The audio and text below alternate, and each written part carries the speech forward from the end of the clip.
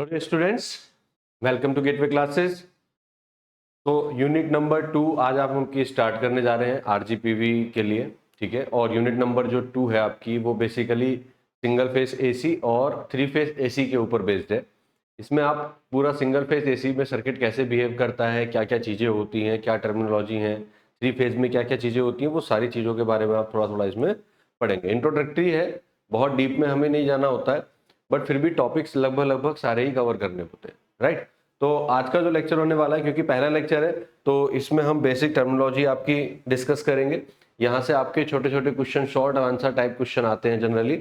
फिर एसी कैसे जनरेट होती है उसके बारे में समझेंगे। किसी अल्टरनेटिंग क्वांटिटी की एवरेज वैल्यू और आरएमएस वैल्यू कैसे निकालते हैं वो जानेंगे। एंड फॉर्म फैक्टर और पीक फैक्टर क्या होता है उसके बारे में पढ़ेंगे, राइट। तो ये 4 टॉपिक आज हम अपने लेक्चर में कवर अप करेंगे। तो सबसे पहले तो सिलेबस की अगर हम बात करें तो देखिए, जनरेशन आज आप कर लेंगे, कवर हो जाएगा। Definition of average value, RMS value, form factor and peak factor of AC quantity, यहाँ तक का कंटेंट आप आज कवर कर लेंगे, राइट। इसके जो न्यूमेरिकल एग्जांपल्स होंगे वो हम नेक्स्ट लेक्चर में करेंगे, अदरवाइज लेक्चर की लेंथ थोड़ी सी इंक्रीज हो जाती है। तो यहाँ तक के टॉपिक विदाउट न्यूमेरिकल हम कवर करेंगे, नेक्स्ट लेक्चर में इसको न्यूमेरिकल करेंगे। आज इतना रहेगा आपका सिलेबस, 3 फेज का आज कुछ नहीं करेंगे। और स्टार्ट करते हैं अपने टॉपिक को। तो सबसे पहले तो ये जानते हैं कि एसी सप्लाई होती क्या है। देखिए, हम जो जनरली इलेक्ट्रिसिटी यूज करते हैं वो उसमें 2 तरीके की सप्लाई होती है। एक तो डीसी सप्लाई होती है और एक एसी सप्लाई होती है। डीसी को फुल फॉर्म बोला जाता है डायरेक्ट करंट, और एसी को बोला जाता है अल्टरनेटिंग करंट।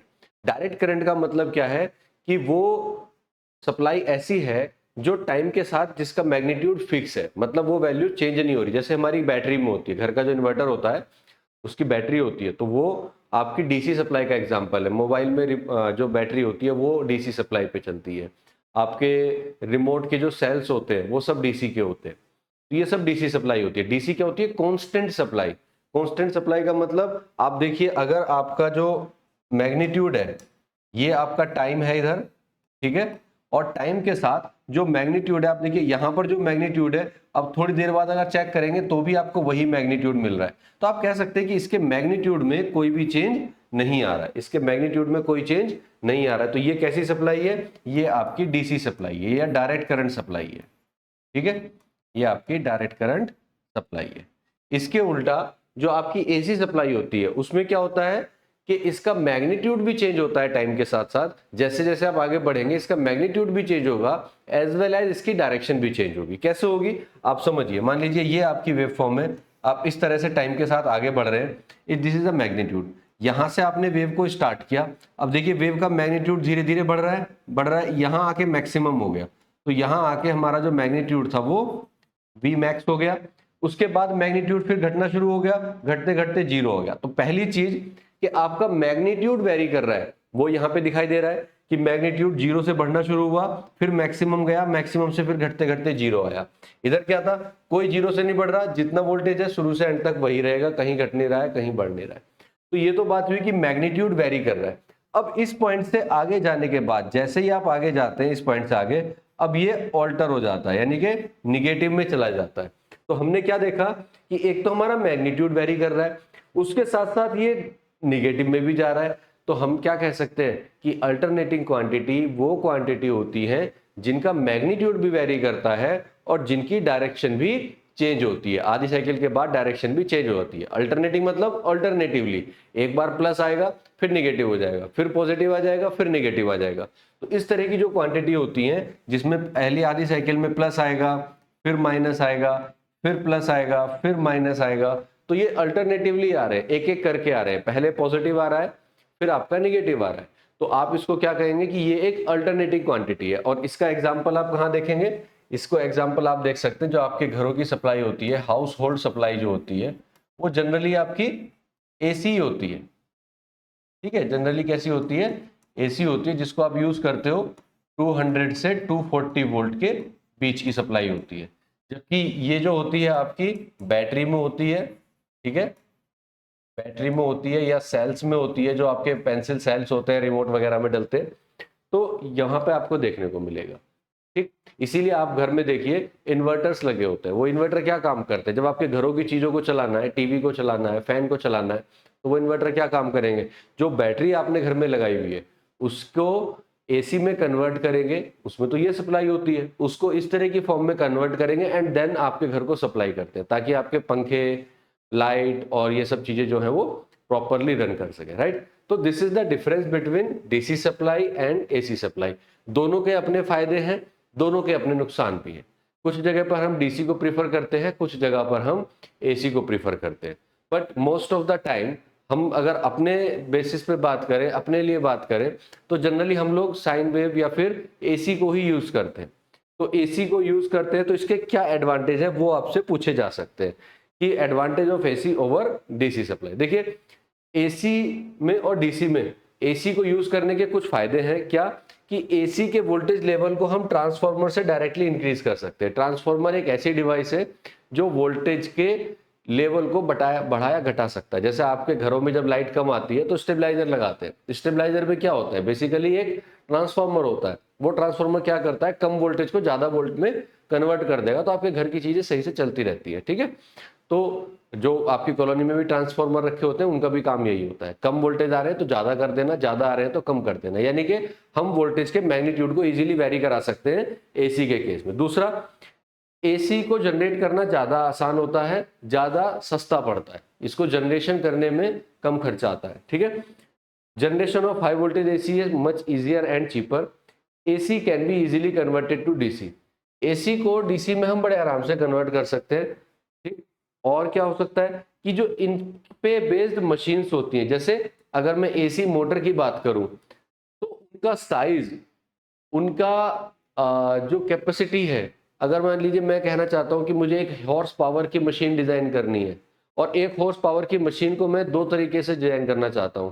मैं यही पावर एसी मशीन से लेना चाहता हूं और इतनी ही पावर डीसी मशीन से लेना चाहता हूं। तो जब वो मशीन बनेगी तो आप देखेंगे कि जो एसी मशीन है उसका साइज अगर इतना है तो डीसी मशीन का साइज इतना बड़ा बनेगा। अब आप खुद सोचिए, मुझे पावर तो सेम मिल रही है, आउटपुट तो सेम मिल रहा है, लेकिन डीसी मशीन मुझे इतनी बड़ी बनानी पड़ रही है और एसी मशीन मुझे छोटी सी में काम चल जा रहा है। तो कौन सी ज्यादा सस्ती पड़ेगी, कौन सी ज्यादा इजी टू ऑपरेट रहेगी? ऑब्वियसली एसी वाली।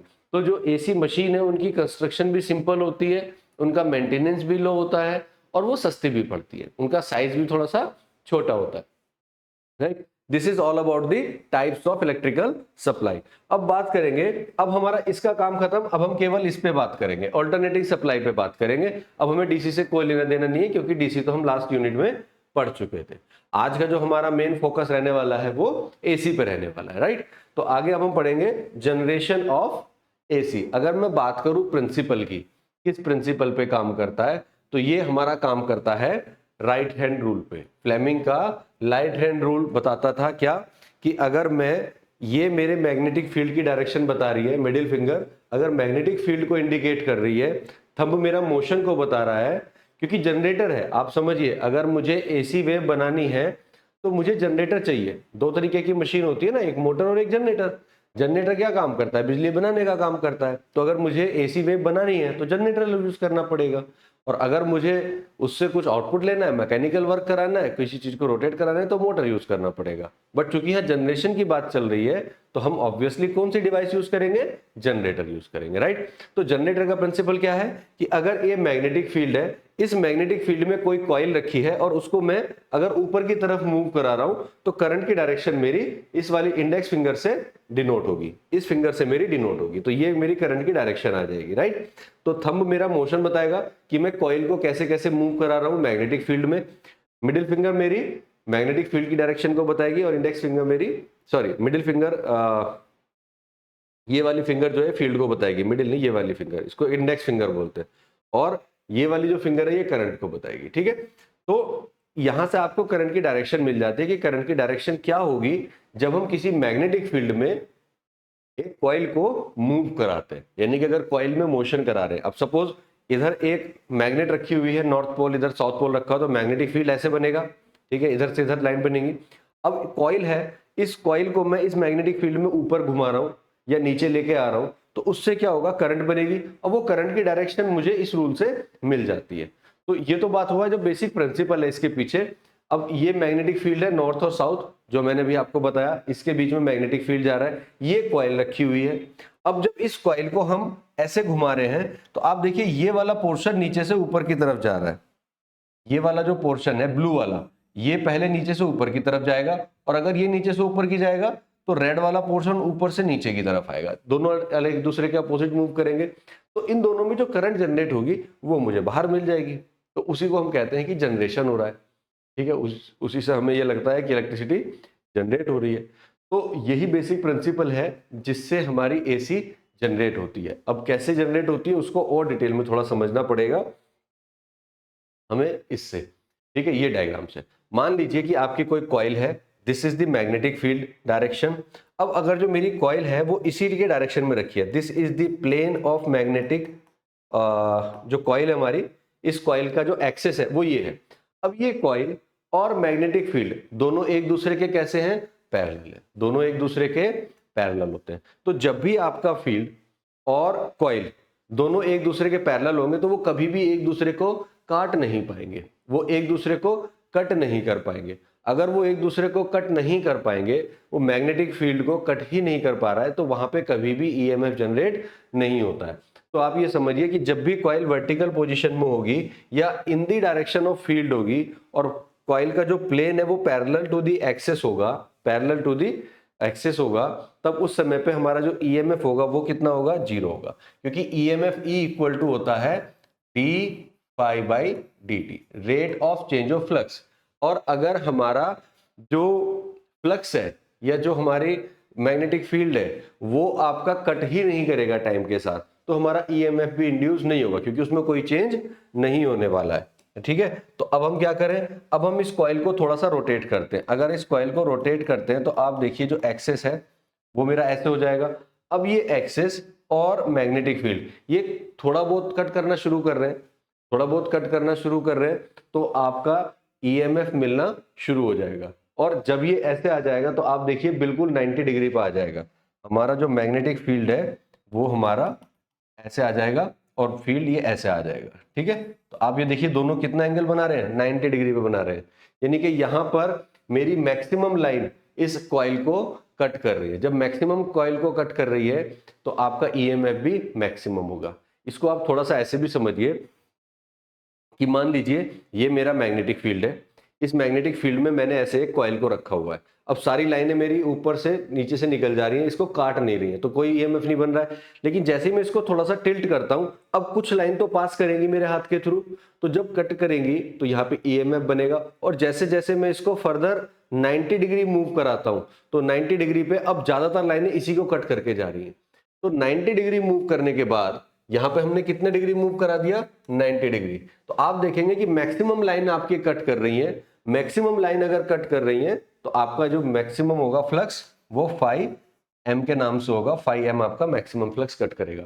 इसके बाद आप फर्दर घुमाना शुरू करेंगे तो फर्दर आपकी लाइनें कम होना शुरू हो जाएंगी, तो फिर मैग्नीट्यूड रिड्यूस होना शुरू हो जाएगा। तो आप एक चीज देख रहे हैं कि यहां पे जब हम इस जगह पर थे तो हमारा मैग्नीट्यूड 0 था, जब यहां आए तो थोड़ा सा मैग्नीट्यूड बढ़ गया, जब यहां आए तो मैग्नीट्यूड हमारा मैक्सिमम हो गया, फिर इससे अगर आगे जाते हैं तो मैग्नीट्यूड हमारा रिड्यूस होना शुरू होता है। और जैसे ही हम 180 डिग्री पूरा घूमेंगे तो 180 डिग्री घूमने पे तो फिर मुझे यही पोजीशन मिल जाएगी 180 डिग्री घूमने पे, तो फिर से फ्लक्स लिंकेज जो है वो 0 हो जाएगा। फ्लक्स लिंकेज 0 हो जाएगा तो आगे भी मेरी जो वोल्टेज था वो मेरा 0 हो जाएगा, तो यहाँ आके वोल्टेज 0 हो जाएगा। उसके बाद अगर मैं फर्दर उसको रोटेट कराता हूँ वो फिर कट करना शुरू कर देगा। आप इसको प्रैक्टिकली सोचिए कि एक कॉइल ऐसे थी, जब 90 डिग्री मूव कराया तो मैक्सिमम कट कर रही, अब मैं इसको फर्दर मूव करा रहा हूं तो ये फिर से मैग्नीट्यूड कम होना शुरू हो रहा है, और जैसे ये पूरा 180 डिग्री घुमा फिर पैरेलल हो गया तो ईएमएफ 0। इसके बाद फर्दर अगर मैं इसको घुमाता हूं तो फिर से लिंकेज होगा, और अगर मैं 90 डिग्री और घुमा दूं तो मैक्सिमम होगा, लेकिन निगेटिव डायरेक्शन में, बट निगेटिव डायरेक्शन में। तो इस तरह से क्या होता है कि जो हमारी साइकिल है वो इस तरह से जनरेट होती है। ठीक है, इस तरह से जनरेट हो जाएगी, राइट। तो ये होता है हमारा generation of sinusoidal AC voltage. ठीक है, इस तरह से हमारी सारी कॉइलें मूव करेंगी। तो 90 डिग्री के बाद फिर ये 180 डिग्री पे आ जाएगा। ठीक है, 180 डिग्री के बाद फिर आप चलोगे 180, फिर ये 270 डिग्री पे आ जाएगा, फर्दर 90 डिग्री चलेगा। उसके बाद चलते चलते आप लास्ट में पहुंच जाओगे 360 डिग्री।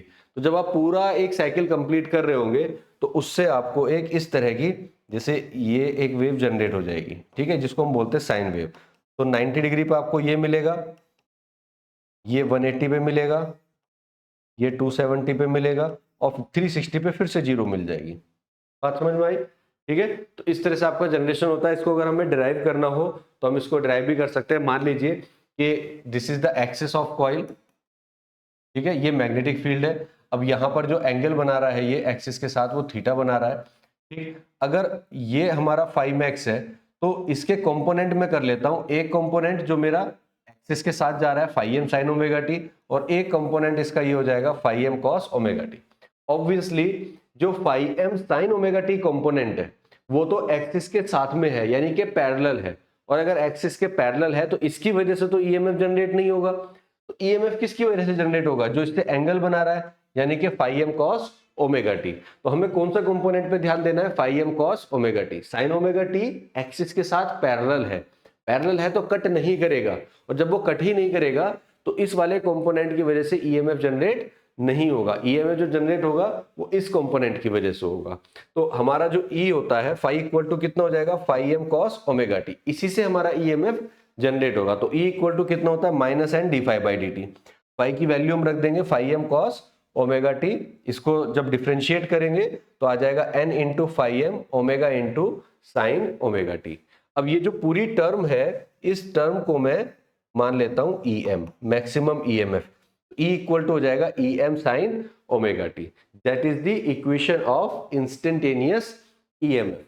और इसी तरह से हम करंट की इक्वेशन भी डिराइव कर सकते हैं, I equal to I M sine omega T. तो this is the generation of sinusoidal AC voltage. अगर हम डेरिवेशन की फॉर्म में करें, थ्योरी लिखनी है तो लास्ट जो बताया है वो आप थ्योरी में लिख सकते हैं, डेरिवेशन दोनों साथ में आप लिख सकते हैं अगर जनरेशन पूछा जाता है तो, राइट। तो इस तरह से जनरेट हो जाएगा। नेक्स्ट हम बात करेंगे कि कई बार ऐसा पूछता है कि भाई ठीक है अल्टरनेटिंग आपको यूज करना है, तो अल्टरनेटिंग वेव तो और भी होती है, स्क्वायर वेव भी हो सकती है, ट्रायंगुलर वेव भी हो सकती है, फिर हम साइन वेव को ही प्रीफर क्यों करते हैं? Why do we prefer sine wave as a alternating quantity? तो देखिए बात तो सही है, आप कोई सी भी वेव यूज कर सकते हो और करते भी हैं। जब हम लैब में जाते हैं या रिसर्च वर्क कर रहे होते हैं या कुछ ऐसा एनालिसिस कर रहे होते हैं तो हम हर तरह की वेव फॉर्म यूज करते हैं, बट प्रैक्टिकली जब हम घरों में यूज करते हैं तो वो साइनसोइडल एसी वेव होती है।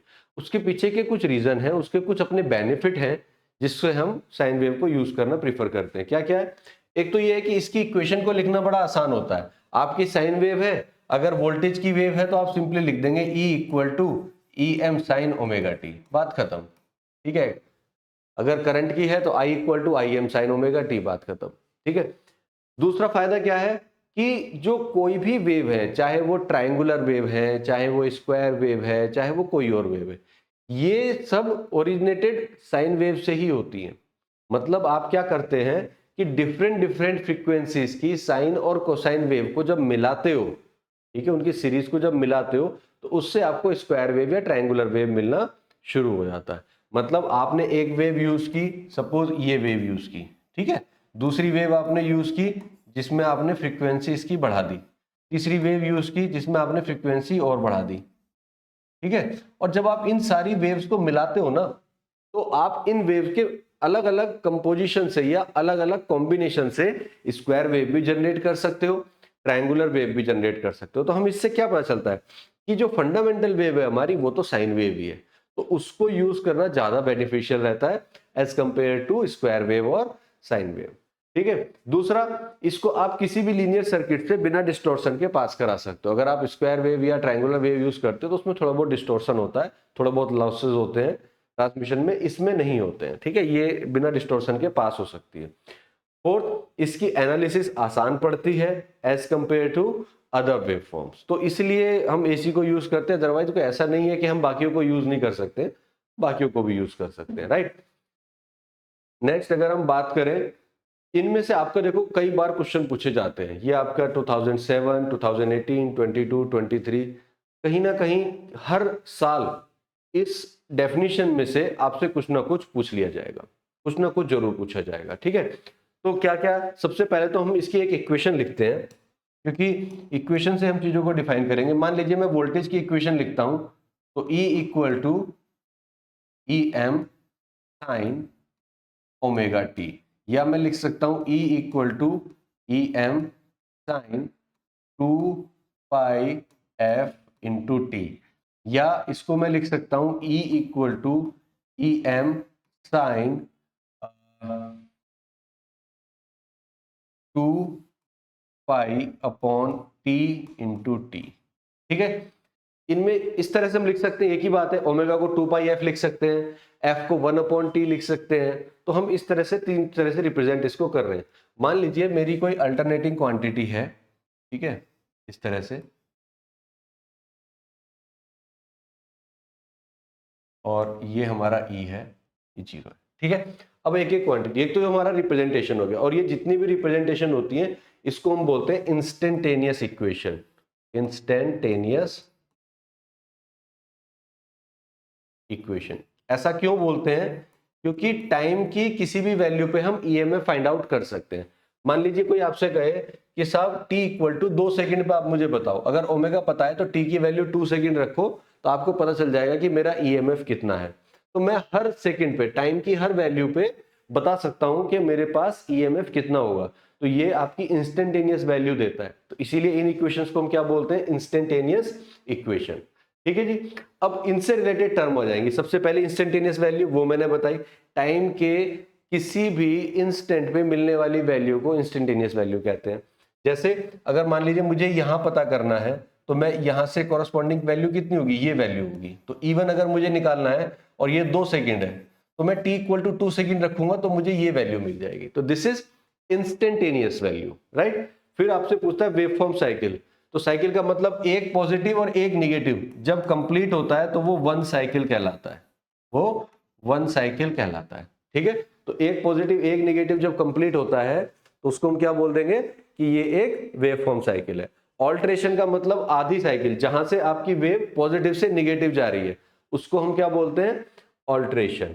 फिर आती है टाइम पीरियड। तो ये जो टाइम लगा यहां से यहां तक जाने में, एक साइकिल पूरा करने में जो टाइम लग रहा है, this is known as time period of wave, कि एक साइकिल कितनी देर में कंप्लीट हो रही है, तो उसको हम क्या बोलेंगे? Time period T. फिर आती है फ्रीक्वेंसी। फ्रीक्वेंसी होती है एफ इक्वल टू 1/t, या आप ये कहिए कि एक सेकंड में हम कितनी ऐसी ऐसी साइकिल को कंप्लीट कर पा रहे हैं, ऐसी ऐसी कितनी साइकिल एक सेकंड में कंप्लीट हो जाती है। जैसे आपके घरों की जो फ्रीक्वेंसी होती है वो 50 हर्ट्ज होती है, तो उसका मतलब क्या है कि ये जो साइन वेव है एक सेकंड में 50 साइकिल पूरी कर जाती है। आप सोचिए कितनी स्पीड से चलती है, ऐसी ऐसी 50 साइकिल एक सेकंड में खत्म हो जाती है। ठीक, तो हम इसको क्या बोलते हैं? फ्रीक्वेंसी। इसके बाद क्या टर्म आती है? एम्पलीट्यूड। तो बेटा एम्पलीट्यूड क्या होता है? जो इसका मैक्सिमम वैल्यू है, जो इसकी मैक्सिमम कहां तक जा रहा है, ये कहलाता है एम्पलीट्यूड। इसको हम क्या बोलते हैं? एम्पलीट्यूड।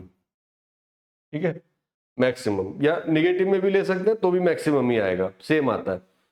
उसके बाद कहते हैं एंगुलर फ्रीक्वेंसी, यानी कि एक सेकंड में कितने रेडियन एंगल वो कवर करती है। देखिए एंगुलर जो टर्म होती है वो एंगल में होती है, जब आप घूम रहे होते हो, तो हम भी जब फेज में बात करते हैं तो 360 डिग्री घूम रहे होते हैं।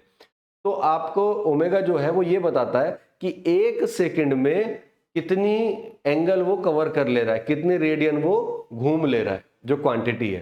तो उसको हम क्या बोलते हैं? Angular frequency. ओमेगा से डिनोट करते हैं इसको, और ओमेगा इक्वल टू कितना होता है? 2πf, where f is the normal frequency, right. इस तरह से आप ये टर्मिनोलॉजी यूज कर सकते हो। बात आती है एवरेज वैल्यू और मीन वैल्यू की। तो देखिए एवरेज वैल्यू और मीन वैल्यू की जब हम बात करेंगे, ठीक है, पहले तो इसको ध्यान से समझना है। Average value of all instantaneous value of an alternating voltage और current over one complete cycle is called average value. मतलब अगर आपके पास सपोज ये एक अल्टरनेटिंग क्वांटिटी है, अब मैं इसमें अलग अलग इंस्टेंटेनियस वैल्यू मान लेता हूं। सपोज करंट की मान ले रहा हूं 1 2 3 4 5 6 7 8 9 10। तो I1 I2 and so on, ठीक है, IN। इस तरह से हमने मान लिया कि हमारे पास n नंबर ऑफ सैंपल हैं और n हमारे पास ये वैल्यूज हैं, तो मेरी एवरेज वैल्यू क्या हो जाएगी, आई एवरेज इक्वल टू हो जाएगा I1 plus I2 plus SN IN upon कितनी वैल्यूज है, टोटल n। तो इसको हम क्या बोल देंगे कि ये एक एवरेज वैल्यू है, ठीक है, इसको हम क्या बोल देंगे कि ये एक एवरेज वैल्यू होगी, राइट, ये हमारी एवरेज वैल्यू होगी। लेकिन अगर इसकी डेफिनेशन आपसे पूछी जाएगी तो डेफिनेशन को आपको इस तरह से लिख के बताना पड़ेगा। कैसे बताना पड़ेगा कि जो एवरेज वैल्यू होती है, वो एवरेज का तो मतलब यही होता है ना कि सारी वैल्यूज को जोड़ दो, डिवाइडेड बाय जितने नंबर उसको ऐड कर दो। आपकी क्लास की एवरेज लेंथ क्या है, एवरेज हाइट क्या है, तो आप सारे बच्चों के इंडिविजुअल हाइट को ऐड कर दोगे, डिवाइड बाय जितने नंबर ऑफ स्टूडेंट है डिवाइड करोगे, तो एवरेज हाइट आ जाएगी। सिमिलरली एवरेज करंट आ जाएगी, अलग अलग वैल्यू की करंट को ऐड कर दो, डिवाइडेड बाय कितनी करंट से उससे डिवाइड कर दो, एवरेज करंट आ जाएगी। लेकिन जो डेफिनेशन है वो इस एक्सप्रेशन से डिफाइन होगी, क्या, the average value also known as mean value, इसको मीन वैल्यू भी बोलते हैं, of an alternating current is expressed by that DC current which transfer across any circuit the same amount of charge as is transferred by the alternating current during the same time। इसको आप समझ लीजिए, तो थोड़ा सा समझ लेते हैं। मान लीजिए कि हमारे पास दो सोर्सेज हैं, एक हमारे पास डीसी सोर्स है, ठीक है, एक हमारे पास एसी सोर्स है, ठीक है, रेजिस्टेंस दोनों में सेम है आर और इसमें भी आर, ठीक है। यहां से जो करंट प्रोड्यूस होगी, क्योंकि ये डीसी सोर्स है, तो इससे जो करंट प्रोड्यूस होगी वो आईटी होगी, तो इसको हम बोलेंगे डीसी करंट, या इसको आईटी को हम क्या बोल देते हैं, आई डीसी। अब देखिए डीसी करंट की नेचर कैसी थी, अभी मैंने बताया था डीसी करंट तो फिक्स चलती है, और ये जो करंट होगी ये होगी हमारी आई एसी। अब एसी करंट में क्या होता है कि इसका मैग्नीट्यूड धीरे धीरे बढ़ेगा, मैक्सिमम जाएगा फिर जीरो होगा, तो इसका तो मैग्नीट्यूड जीरो से मैक्सिमम तक जा रहा है, जबकि इसका मैग्नीट्यूड फिक्स है। तो जब हम डीसी सप्लाई देते हैं तो आर पे यहां इस रेजिस्टेंस में जो चार्ज ट्रांसफर हो रहा है, विच transfer across any circuit the same amount of charge, मान लीजिए यहां पे क्यू चार्ज ट्रांसफर हो रहा है, लेकिन यहां पर करंट तो फिक्स है, तो वो तो फिक्स चार्ज देगी, एक बार जो चार्ज ट्रांसफर करना शुरू कर दिया उतना ही चार्ज वो ट्रांसफर करेगी। लेकिन यहां क्या है, चूंकि मैग्नीट्यूड कम ज्यादा हो रहा है, तो चार्ज स्टार्टिंग में कम रहेगा, धीरे धीरे बढ़ेगा, फिर कम होना शुरू हो जाएगा। तो आपको करंट की वो वैल्यू ढूंढनी है जिससे आपको ये पता चले कि मान लीजिए करंट की मैंने ये वैल्यू ले ली, ठीक है, ये वैल्यू ले ली, ये वाली करंट की हमने ये वाली वैल्यू सेलेक्ट करी कि इस वैल्यू पे जो मेरा चार्ज है वो कितना चाह रहा होगा, क्यू ट्रांसफर हो रहा होगा। तो जब यहां पर जिस वैल्यू पे क्यू चार्ज ट्रांसफर हो रहा होगा, किसी वैल्यू पे तो होगा ना भाई, धीरे धीरे बढ़ेगा, कोई तो वैल्यू करंट की ऐसी आएगी जहां पे क्यू चार्ज ट्रांसफर होगा, बस उसी वैल्यू को हम क्या बोलते हैं, एवरेज वैल्यू बोलते हैं। उसको हमने डेफिनेशन में लिखा है कि एसी करंट की वो वैल्यू जो इतना ही चार्ज ट्रांसफर करे जितना कि उस रेजिस्टेंस में सेम टाइम ड्यूरेशन में ये डीसी वाला सोर्स कर रहा था, इसको हम क्या बोलते हैं, एवरेज वैल्यू। और ये जो मेथड हमारा कहलाता है ये हमारा ग्राफिकल मेथड कहलाता है, जिसको हम यूज नहीं करते हैं या बहुत कम यूज करते हैं, जहां पे मतलब ऐसा क्वेश्चन जनरली आता नहीं है, इलेक्ट्रिसिटी में तो नहीं पूछा जाता है, मैथमेटिक्स में पूछ लेते हैं कभी कभार, तो इसको हम यूज नहीं करते। हम कौन सा यूज करते हैं, हम यूज करते हैं एनालिटिकल मेथड, हम यूज करते हैं कौन सा, एनालिटिकल मेथड, ठीक है। और एनालिटिकल मेथड में हम इसको इंटीग्रेशन डिफरेंशिएशन से सॉल्व करेंगे, राइट। तो मान लीजिए कि ये आपकी कोई साइनसोइडल वेव है, ठीक है, इधर आपने थीटा लिया हुआ है, इधर आप वोल्टेज भी ले सकते हो, करंट भी ले सकते हो। सपोज आपने करंट ले लिया, ये 0 है, ये 180 है, ये 360 है, यहाँ एंगल आपका 90 होगा। तो देखिए एवरेज वैल्यू की बात करते हैं, तो मुझे क्या करना है, इन सब का निकाल देना है। तो एवरेज वैल्यू एनालिटिकल मेथड से जो मेरा फॉर्मूला होगा, that formula is given by I average equal to हो जाएगा मेरा area under the curve for half cycle. Half cycle क्यों ले रहे हैं वो भी बताता हूं, ठीक है। Area under the curve for half cycle divided by length of the base, length of the base for half cycle.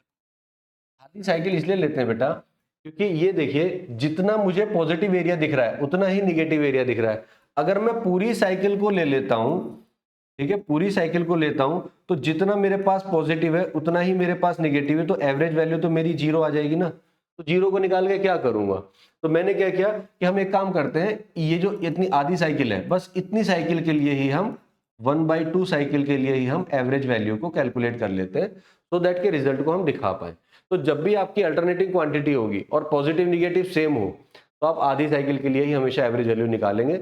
अगर वो आपसे कहता है कि नहीं पूरी साइकिल के लिए बताओ तो your answer will be zero, क्योंकि सर जितना पॉजिटिव है उतना ही निगेटिव है, तो एवरेज तो जीरो हो गया ना, निकालने की जरूरत ही क्या है, वो एवरेज जीरो हो गया, उसको निकालने का कोई फायदा नहीं है। इसलिए हम क्या करते हैं, आधी साइकिल के लिए निकालते हैं। अच्छा, अगर मैं इस करंट की इक्वेशन लिखूंगा, equation of current, equation of current वो कितनी हो जाएगी, I equal to I M sine theta. I equal to कितना हो जाएगा, आई एम साइन थीटा। अब आई एवरेज निकालना है मुझे, तो आई एवरेज इक्वल टू कितना हो जाएगा, मुझे निकालना है एरिया अंडर द कर्व। अब कर्व का अगर एरिया निकालना है तो मुझे क्या करना है, एरिया निकालने के लिए हम क्या करते हैं, इंटीग्रेट करते हैं। तो यहां पर भी हम क्या कर सकते हैं, इस करंट को इंटीग्रेट कर सकते हैं, I into D theta divided by length of base. यहां से यहां तक की जो बेस है इसकी जो लेंथ है वो हम ले सकते हैं, ठीक है। तो मान लीजिए कि वो जो हमारी लेंथ है 180 डिग्री, या इसको हम बोल देते हैं पाई, या इसको हम बोल देते हैं पाई। तो हमने इसको कितने से डिवाइड कर दिया, पाई से डिवाइड कर दिया। अब देखिए इंटीग्रेशन करिए, आई को हम क्या लिख रहे हैं, I am sine theta into D theta, और 1/पाई था तो 1/पाई मैंने यहां लिख दिया। अब ये कितना आ गया, 1/पाई, आई एम हमने बाहर ले लिया, साइन थीटा का क्या हो जाएगा, कॉस थीटा, ठीक है। साइन थीटा का क्या हो जाता है हमारा, कॉस थीटा माइनस का, ठीक है। और इसकी हम लिमिट भी रख रहे हैं क्योंकि हम 0 से पाई तक का तो एरिया निकाल रहे हैं, तो हम इसमें लिमिट भी रख देंगे 0 से पाई तक। तो माइनस कॉस थीटा की लिमिट हम रख देंगे 0 से पाई तक, यहां भी आप डिफाइन कर दीजिए 0 से पाई।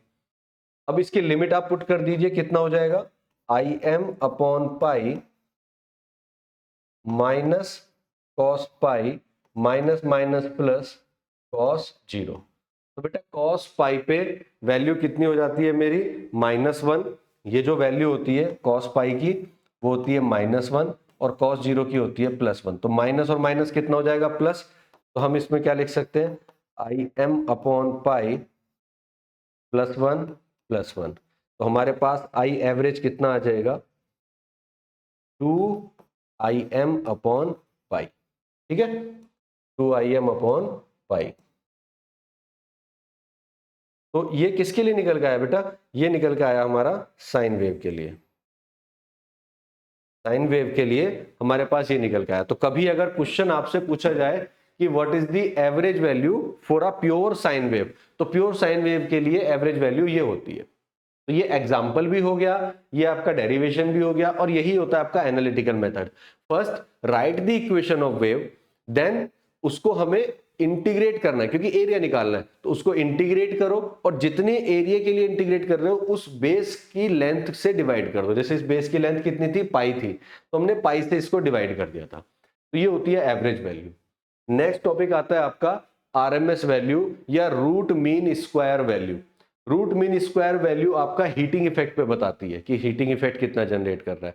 तो जैसे आप उसके लिए कर रहे थे एवरेज वैल्यू के लिए, तो एवरेज वैल्यू में हम क्या देख रहे थे कि डीसी करंट एक फिक्स टाइम ड्यूरेशन में कितना चार्ज ट्रांसफर कर रही है। यहां हम देखेंगे कि डीसी करंट एक फिक्स टाइम ड्यूरेशन में कितनी हीट ट्रांसफर कर रही है।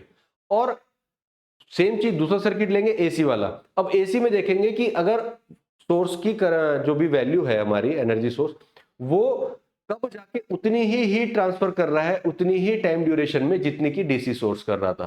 तो जो करंट की वैल्यू होगी जिसपे वो सेम हीट ट्रांसफर कर रहा होगा सेम रेजिस्टेंस में सेम ड्यूरेशन के लिए, उस वैल्यू को करंट की हम क्या बोलते हैं, आरएमएस वैल्यू। जैसे अगर मान लीजिए कि मैं एक मैंने एक डीसी सोर्स यूज किया, आई डीसी करंट आई यहाँ पे, ठीक है। अब ये एक रेजिस्टेंस है आर, तो इसमें जो करंट में मेरे पास हीट होगी वो कितनी होगी, I DC square R into T. ये तो आपने 12th में भी पढ़ा होगा, यही हीट ट्रांसफर होगी। अब मान लीजिए मैं सेम रेजिस्टेंस लेता हूं, ठीक है, बट मेरे पास जो सोर्स है वो कैसा है, एसी सोर्स है। वो कैसा सोर्स है, एसी सोर्स है। इससे जो करंट है वो एसी करंट है, ठीक है। अब यहीं पे अगर मैं रेजिस्टेंस को सेम लेता हूं तो यहां जो हीट ट्रांसफर होगी वो मेरी कितनी हो जाएगी, I AC square R into T.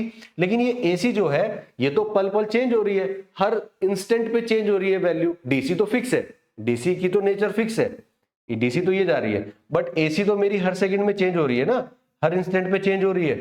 तो मुझे वो वैल्यू देखनी है एसी की जहां पे ये वाली जो हीट है और ये वाली जो हीट है ये बराबर हो जाए, ये आपस में बराबर हो जाए। तो एसी करंट की वो वैल्यू जो सेम हीटिंग जनरेट करे जितना के डीसी करंट कर रही थी, तो करंट की उस वैल्यू को मैं क्या बोलूंगा, आरएमएस वैल्यू। तो मान लीजिए इस वैल्यू पे मुझे सेम हीटिंग जनरेट हो रही है, तो ये मेरी कहलाएगी I R M S. I R M S, इसको हम क्या बोलेंगे, आई आर एम एस या R M S value, root mean square value. Same heat generate कर रही है जितना के डीसी वाली कर रही थी, ठीक है। ये लगभग आपका 70.7% होता है मैक्सिमम का। मैक्सिमम करंट जो जा रही है वो यहां होगी, इस मैक्सिमम करंट का 70.7% जो होती है वो आरएमएस वैल्यू निकल के आती है, ठीक है जी। तो ये हुई हमारी आरएमएस वैल्यू की डेफिनेशन। इसमें हम क्या करते हैं कि मान लीजिए वही अगर आपने एक एसी वेव लिया और इसमें नंबर ऑफ सैंपल आपने ले लिए I1 I2 और अप टू IN, तो आप सबसे पहले क्या करते हैं, लिखा है हमने रूट मीन स्क्वायर, बट हम जब सॉल्व करेंगे तो सबसे पहले स्क्वायर करेंगे, फिर मीन लेंगे, फिर रूट करेंगे, तब आपकी रूट मीन स्क्वायर निकलेगी। तो हमने क्या किया, सबसे पहले इन करंट का स्क्वायर किया, I1 स्क्वायर, I2 स्क्वायर, ठीक है, and so on IN square.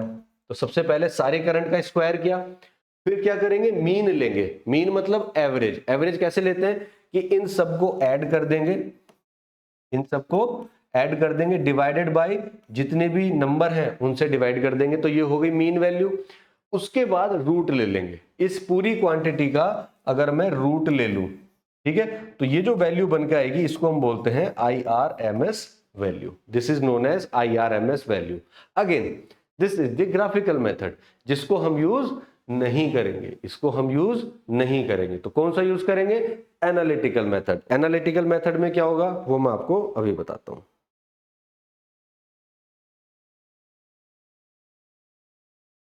ठीक है। एनालिटिकल मेथड में आरएमएस वैल्यू कितनी होगी, सबसे पहले हम क्या करते हैं, स्क्वायर वेव जनरेट करते हैं ना, वेव को स्क्वायर करते हैं। तो आप निकालेंगे area of half cycle squared wave, क्योंकि पहले तो स्क्वायर करना है ना, उसका पहले वेव को हमने स्क्वायर किया, फिर उसका एरिया निकाला डिवाइडेड बाय बेस लेंथ, ठीक है। तो यहां से स्क्वायर किया, फिर एरिया निकाल के बेस से डिवाइड कर दिया, तो मीन वैल्यू आ गई। एंड देन इसका हम क्या करते हैं, इंटीग्रेशन करते हैं, तो इससे हमें क्या मिल जाती है, आरएमएस वैल्यू। अब अगेन अगर आपकी एक साइन वेव है, अगर हमारे पास एक साइन वेव है, तो ये 0 होगा, ये पाई होगा और ये 2 पाई होगा। अगर मैं इसको स्क्वायर करता हूं तो देखिए स्क्वायर करने पे मुझे वेव मिलेगी ऐसे, ये प्लस का स्क्वायर प्लस रहेगा और नेगेटिव का स्क्वायर भी प्लस हो जाता है। तो अगेन मेरी साइकिल तो यहीं कंप्लीट हो गई, क्योंकि वेव का रिपीटिशन होने लगा। तो फिर से आरएमएस में भी मुझे पूरी साइकिल के लिए जरूरत नहीं है, मैं आधी साइकिल का निकालूंगा वही सही रहेगा, क्योंकि इसके लिए जरूरत ही नहीं है, हमारी यहां तक साइकिल कंप्लीट हो रही है। तो यहां पे भी हम 0 से पाई तक ही निकालेंगे, ये चीज समझिए। तो इक्वेशन ऑफ करंट क्या होगी, इक्वेशन ऑफ करंट, यानी कि I इक्वल टू कितना हो जाएगा, आई एम साइन थीटा। अब मुझे क्या करना है, पहले स्क्वायर्ड वेव करनी है, स्क्वायर द वेव। तो अगर मैं स्क्वायर करता हूं तो आई स्क्वायर कितना आ जाएगा, I am square sine square theta. ये आ गया मेरा करंट का स्क्वायर। अब मुझे IRMS अगर निकालना है, नाउ IRMS अगर मुझे निकालना है तो मैं क्या करूंगा, इंटीग्रेट करूंगा 0 से लेके पाई तक, किसको, आई स्क्वायर को, डी थीटा को, डिवाइडेड बाय बेस लेंथ। तो बेटा बेस लेंथ तो अगेन पाई है, तो 1/पाई से मैं इसको डिवाइड कर दूंगा, ठीक है, इतना आ जाएगा। अब इसको सॉल्व कर लेते हैं, 1/पाई और 0 to pi IM square sine square theta d theta, ठीक है जी, IM square sine theta d theta. अब साइन स्क्वायर थीटा को मैं ब्रेक कर लूंगा, IM स्क्वायर अपॉन पाई और integration 0 to pi sine square theta को क्या मैं लिख सकता हूं, 1 माइनस कॉस 2 थीटा अपॉन 2, ये लिख सकते हैं ना, ठीक है, 2 को बाहर ले जाए तो ये आ जाएगा IM स्क्वायर अपॉन 2 पाई। अच्छा, यहाँ पे हमने अभी अंडर रूट नहीं किया है, तो अंडर रूट अगर मैं यहाँ पे कर रहा हूँ ना, वो करना तो है ही, और यहाँ पे मैं इस रूट को इधर ले जाता हूँ सिंप्लिसिटी के लिए, इस रूट को अगर इधर ले जाए तो स्क्वायर हो जाएगा। तो अभी जो भी चल रहा है ये IRMS स्क्वायर के लिए चल रहा है। अब अंदर क्या बचा, 0 से पाई 1 minus cos 2 theta into D theta, ठीक है जी, ये आ जाएगा। अब इसको सॉल्व कर लेते हैं, तो अगर मैं इसको सॉल्व करता हूं तो ये आ जाएगा IRMS का स्क्वायर, स्क्वायर चल रहा है इधर की तरफ हमारा, तो इसको हम लिखेंगे IM स्क्वायर अपॉन 2 पाई। अब बताइए 1 का कितना हो जाएगा इंटीग्रेशन थीटा, और cos 2 थीटा का कितना हो जाएगा साइन 2 थीटा अपॉन 2, और लिमिट हमारी कितनी है 0 से पाई। अंदर इसमें लिमिट पुट कर देते हैं, IM square upon 2 pi, pi minus sine 2 pi upon 2 minus 0, minus minus हो जाएगा प्लस साइन 0 अपॉन 2। अब देखिए साइन 0 की वैल्यू 0 होती है, साइन 2 पाई की वैल्यू भी 0 होती है, तो बचा क्या, केवल पाई बचा ना, तो हमारे पास IM स्क्वायर IRMS का स्क्वायर इक्वल टू हो जाएगा IM square upon 2 pi into pi, 2 pi into pi, क्योंकि साइन 2 पाई भी 0 हो जाएगा, साइन 0 भी 0 हो जाएगा, तो ये हमारे पास कितना आ जाएगा IM स्क्वायर बाई, ये आ जाएगा IM स्क्वायर बाई 2, या इसको मैं लिख सकता हूं IRMS इक्वल टू, अब रूट को इधर, इसको स्क्वायर को इधर ले जाएंगे तो रूट में लिखेंगे, तो ये हो जाएगा IM बाई रूट 2, ठीक है। तो ये हमारा फॉर्मूला आ गया साइन वेव के लिए RMS वैल्यू का।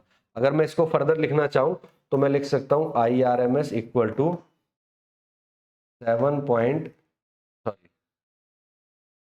0.707 ऑफ IM, या मैं इसको लिख सकता हूं 70.7% ऑफ IM, ऐसे भी हम इसको लिख देते हैं कई बार, ठीक है, एक ही बात है। तो this is the RMS value of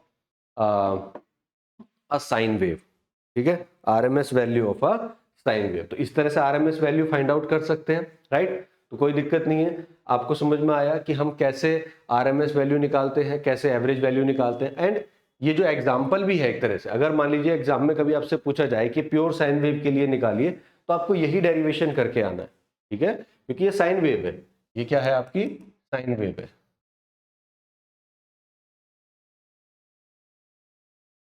ठीक है जी, ये आपकी साइन वेव है। तो ये कंप्लीट हो जाता है। नेक्स्ट टॉपिक आता है हमारे पास form factor and peak factor. देखिए फॉर्म फैक्टर और पीक फैक्टर अब कुछ नहीं रह गया। अब जब आपने एक बार एवरेज वैल्यू और आरएमएस वैल्यू निकाल ली, तो फॉर्म फैक्टर क्या होता है, it is the ratio of RMS value to the average value. किसी भी क्वांटिटी की आरएमएस वैल्यू को एवरेज वैल्यू से डिवाइड कर दीजिए, आपको क्या मिल जाता है, फॉर्म फैक्टर मिल जाता है। अब जैसे अभी आपने एसी के लिए निकाला, तो एसी के लिए आरएमएस वैल्यू कितनी आई, IM/√2, 0.707 ऑफ IM, जबकि जो मैक्सिमम वैल्यू आई थी, एवरेज वैल्यू आई थी, वो आई थी कितनी, 2IM/पाई, तो वो निकल कर आता है 0.637 ऑफ IM। जब इसको डिवाइड करेंगे IM से IM कैंसिल, ये निकल कर आएगा 1.11। तो एक प्योर साइन वेव के लिए ये एग्जांपल है, प्योर साइन वेव के लिए फॉर्म फैक्टर कितना आ गया, 1.11। दूसरा, अगर आपको पीक फैक्टर, जिसको हम क्रेस्ट फैक्टर भी बोलते हैं, तो अगर पीक फैक्टर आपको निकालना हो तो पीक फैक्टर क्या होता है कि जो भी मैक्सिमम वैल्यू है, पीक वैल्यू यानी कि मैक्सिमम वैल्यू, जैसे करंट था तो IM divided by RMS value. तो किसी भी क्वांटिटी की मैक्सिमम वैल्यू तो आपको पता ही है IM होगी या EM होगी, और डिवाइडेड बाय RMS वैल्यू। तो मान लीजिए आप निकाल रहे हैं साइन वेव के लिए, तो साइन वेव के लिए पीक फैक्टर कितना होगा, IM divided by RMS value कितनी आई थी, 0.707 IM, तो ये कितना आ जाता है 1.414। तो इस तरह से आप एक एसी वेव के लिए फॉर्म फैक्टर निकाल सकते हो, एक एसी वेव के लिए पीक फैक्टर निकाल सकते हो, और किसी भी वेव के लिए निकाल सकते हो। जब क्वेश्चन आपसे पूछा जाएगा कि आपसे कहा जाएगा कि ये वेव फॉर्म आपकी गिवन है, ठीक है, तो इस गिवन वेव फॉर्म के लिए आप पीक फैक्टर निकालिए। तो first you have to calculate average value of that wave form, फिर आपको निकालनी है उसकी RMS वैल्यू, और जब ये दोनों चीजें निकल जाएंगी तो इनसे आप निकाल सकते हैं फॉर्म फैक्टर और पीक फैक्टर। तो ये तो सिंपल आपका केवल रेशियो है, फॉर्म फैक्टर के लिए average RMS value divided by average value, और पीक फैक्टर के लिए peak value upon RMS value, ठीक है। तो इस तरह से आप इन दोनों चीजों को निकाल सकते हो। और ये देखिए कई बार रिपीटेड क्वेश्चन है तो आपसे पूछा बहुत जाता है, डेफिनेशन ही पूछ ली जाती है, तो डेफिनेशन तो आपको याद होनी ही होनी चाहिए, राइट। कैलकुलेट कर लेंगे। तो आज के लेक्चर को यहीं पे एंड करते हैं। नेक्स्ट क्लास में हम लोग क्या करेंगे, इसके न्यूमेरिकल प्रैक्टिस करेंगे, ठीक है। जो भी इसके न्यूमेरिकल्स हैं वो न्यूमेरिकल इसके ट्राई करेंगे, ठीक है। तो चलिए मिलते हैं नेक्स्ट क्लास में। Thank you very much.